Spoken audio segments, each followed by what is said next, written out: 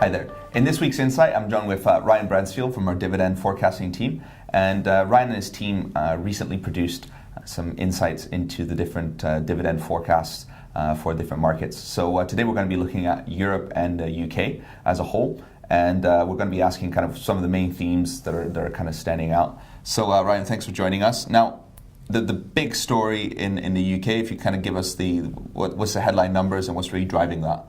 Well, our latest quarterly dividend outlook, which looks at the expectations for payouts in the current financial year, shows that we expect ordinary dividends to grow by 4.7%, and dividends including specials will grow by 7.5%.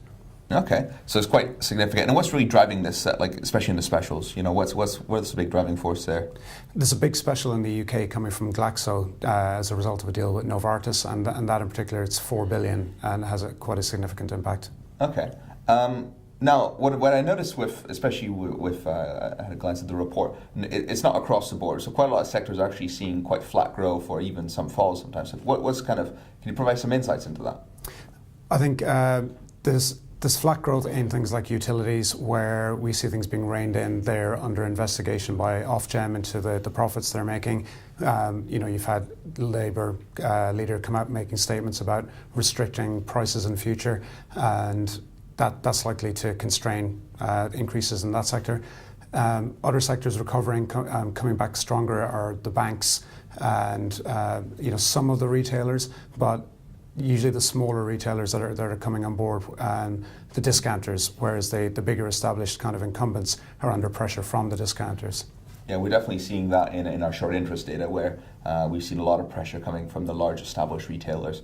Now, finally, another thing I've noticed with, especially last year, we had the falling pound, and that was actually quite beneficial for UK dividend payers, because again, you get a lot of people set their dividend policies in dollars. Now, if we fast forward to this year, what we're seeing is the pound's actually doing quite well. So is that impacting the dividend picture in any way? It is. You have to feel some sympathy for pensioners and people relying on income from stocks, because for a long time, you're getting little or no interest in bank accounts, and if you invest for yield, now you find that interest rates are looking to rise, but the stronger pound is going to impact the payments that are being received in dollars. 40% of FTSE 100 dividends are denominated in dollars, so it's 50 billion of projected payments in US dollars, and obviously the stronger pound relative to the dollar has a negative impact on that. Yeah, so what you can see is a 10% rise in the pound to the dollar would essentially wipe away $5 billion of revenue in pound in local terms. This is it. I mean, the big payers, the big contributors to UK dividend payments, like the oil majors like Shell and BP, or say banks like HSBC, denominate and set their dividend payment in dollars. So if they post maybe a 5% increase, that can be wiped out by FX moves. Okay. Now, really quickly, can we kind of switch our attention back to Europe, in mainland Europe? Now, what's some of the big what I did notice was the regular payments are growing faster than the rest of the UK. Kind of, what are the two big countries really driving that? Germany in particular, where you've got some very strong industrials, and you've got some resumptions of payments by, say, telecoms companies. So that's quite strong, followed by Switzerland. Switzerland, okay.